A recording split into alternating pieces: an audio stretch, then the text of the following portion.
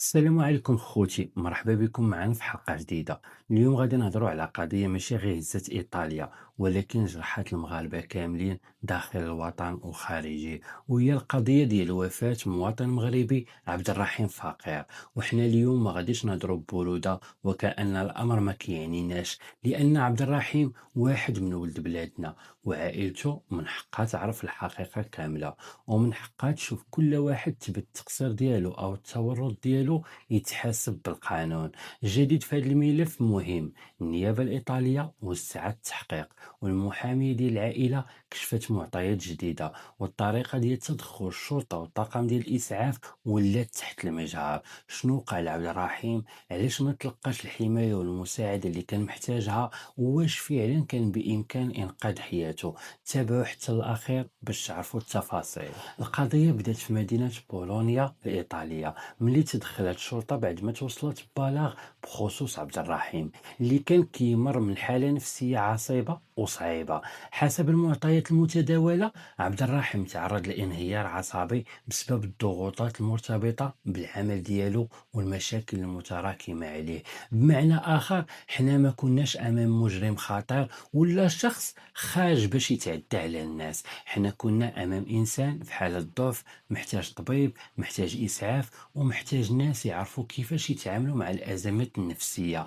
ولكن للأسف التدخل اللي كان خاصو ينقذ حياته انتهى بالوفاة ديالو. وهنا كيبقى السؤال الكبير: كيفاش مواطن داخل في حالة نفسية وخرج منها بجوثة؟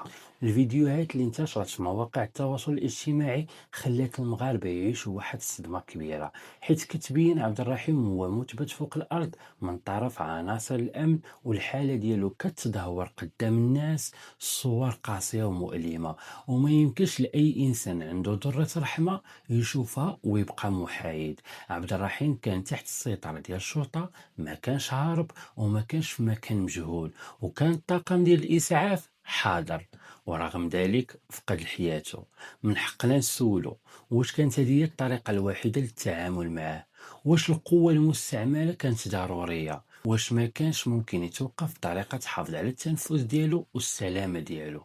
وشنو كان كيدير طاقم الإسعاف في ذاك الوقت؟ محامية ديال العائلة ديال عبد الرحيم خرجت بمعطيات مقلقة، وقالت أن واحد من الشرطة اللي شارك في العملية ديال التوقيف سبق وارتبط الاسم ديالو بحوادث أخرى مع المهاجرين. وتحدثت كذلك على وجود فيديوهات سابقة كتوثق طريقة عنيفة في التعامل مع الأشخاص واحد آخرين. بطبيعة الحال القضاء هو اللي غادي يحسم المسؤولية القانونية، ولكن من حقنا كمغاربة نطالبوا بأن الماضي المهني ديال أي عنصر شارك في هذا التدخل يتم التحقيق فيه بدقة. إذا كانت كاينة شكاية سابقة أو سلوكات عنيفة موثقة، خاصة ما تبقاش مخبية، وخاصة تدخل في صميم ديال التحقيق، لأن حياة عبد الرحيم ماشي رقم عابر في ملف إداري. النيابة العامة الإيطالية وسعت دائرة ديال التحقيق، والملف اللي كيشمل جوج عناصر من الشرطة وأربعة ديال المسعفين.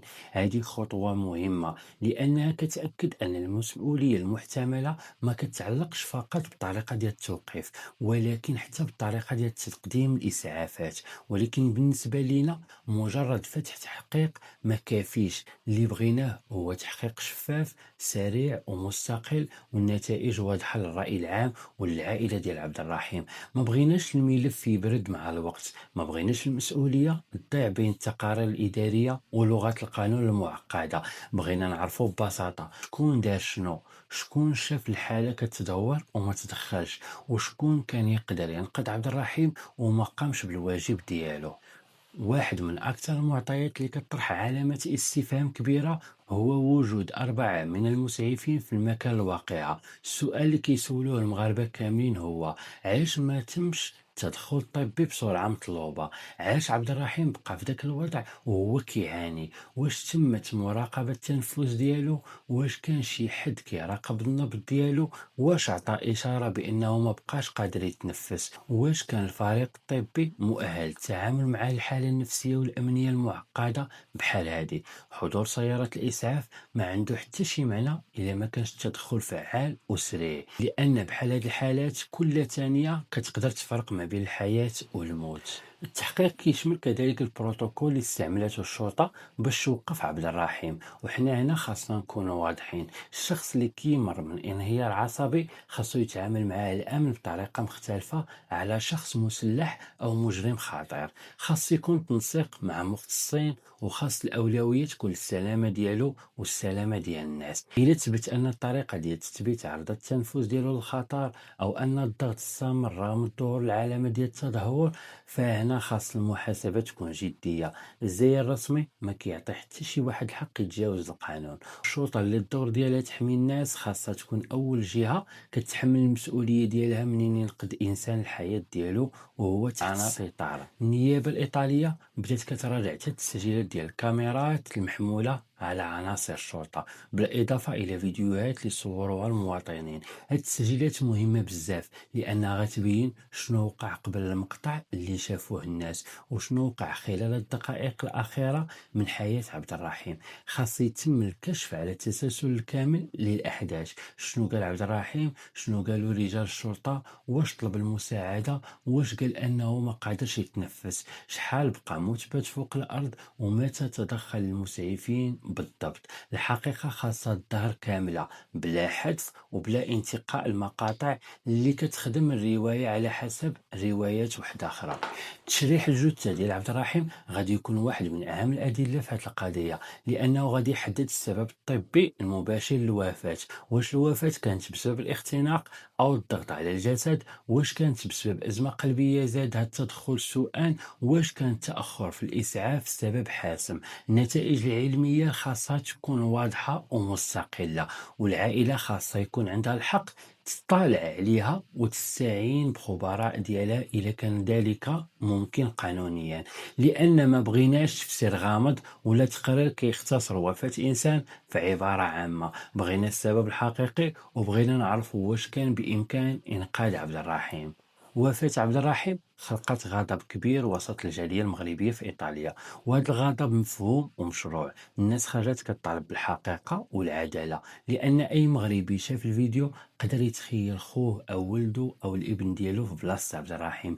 الجالية ما كتطالبش بالانتقام، ولكن كتطالب بالقانون. وبما أن الحياة ديال المهاجر المغربي تكون عندها نفس القيمة بحال حياة أي مواطن واحد آخر، ما يمكنش نقبلوا أن ما يمكنش نقبلوا أنه يتحول المهاجر إلى حلقة أضعاف، وأن تمر الوفاة ديالو بلا أجوبة واضحة فقط لأنه أجنبي أو لأنه كيمر من أزمة نفسية. العائلة ديال عبد الرحيم اليوم محتاجة أكثر من كلام عاطفي، محتاجة دعم قانوني إعلامي مؤسساتي. خاص الجمعيات المغربية في إيطاليا يتوحدوا، وخاص المحامين والحقوقيين يتابعوا الملف خطوة بخطوة، وخاص الإعلام ما يخليش القضية تختفي من الواجهة. الضغط السلمي والقانوني هو اللي يقدر يضمن أن الملف ما يتسدش بسرعة، وأن كل التفاصيل تبقى تحت المتابعة. التضامن الحقيقي هو أننا نبقاو نذكروا باسم عبد الرحيم ونطالبوا بحقه حتى تظهر الحقيقة الكاملة. الغضب ديال الجاليات مفهوم، ولكن خاص الاحتجاج يبقى سلمي ومنظم، لأن أي فوضى أو عنف غادي يعطي فرصة لجهات واحدة أخرى باش تحيد الأنظار على القضية الأصلية. القضية هي وفاة عبد الرحيم، والطريقة ديال تدخل الشرطة والدور ديال المسعفين والمسؤولية القانونية والأخلاقية لكل واحد كان حاضر. ما خاص حتى تصرف جانبي يغطي على هذه الأسئلة. أقوى رد هو الوقفات السلمية، المساطر القانونية، الإعلام، التواصل مع المؤسسات، والضغط المستمر حتى ما يبقاش ملف مجرد خبر قديم. القضية ديال عبد الرحيم ما بقاتش غير قضية ديال شخص واحد، ولكن ولات كطرح سؤال كبير حول الطريقة ديال التعامل مع المهاجرين والأشخاص اللي كيعانيوا من الأزمات النفسية. واش كاين تكوين كافي للعناصر ديال الشرطة، واش كاين بروتوكول كيحمي الشخص في حالة الانهيار، واش الطواقم الطبية كتدخل باستقلالية ولا كتبقى تستنى التعليمات ديال الأمن. هاد الأسئلة خاص المجتمع الإيطالي يجاوب عليها، لأن اللي وقع لعبد الرحيم يقدر يتكرر مع شخص آخر إلا ما كانش المحاسبة والإصلاح الحقيقي. موقفنا كمغاربة واضح، حنا مع عبد الرحيم، مع العائلة ديالو، ومع حقهم في الحقيقة والعدالة. ما غاديش نسبقوا القضاء في إصدار حكم جنائي نهائي، ولكن ما غاديش حتى نتعاملوا مع القضية وكأن الطرفين متساويين.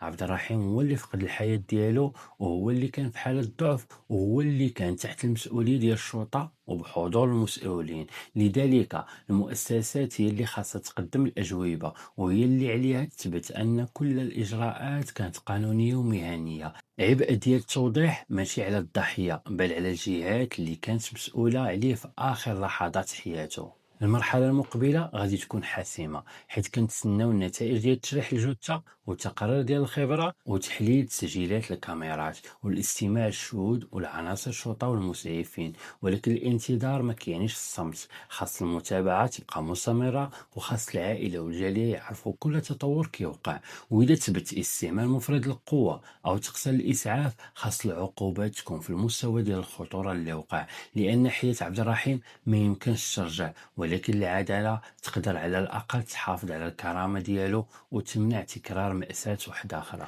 خوتي خواتاتي، عبد الرحيم فقير ماشي مجرد اسم في خبر عابر، هو مواطن مغربي خرج يقلب على رزقه وحياته في إيطاليا، وانتهت حياته في ظروف مؤلمة وهو تحت المسؤولية ديال الشرطة وبحضور طاقم الإسعاف. اليوم الواجب ديالنا هو نبقاو متضامنين معاه ومع عائلته، ونطالبوا بالحقيقة كاملة بلا تهاون وبلا نسيان. الله يرحم عبد الرحيم ويصبر العائلة ديالو، وإن شاء الله تظهر الحقيقة ويتحاسب كل واحد تثبت أنه تسبب أو ساهم أو قصر في الحماية ديال حياته. شاركونا الآراء ديالكم باحترام وبارطاجوا الفيديو باش تبقى القضية حاضرة وما يضيعش حق عبد الرحيم. والسلام عليكم ورحمة الله تعالى وبركاته.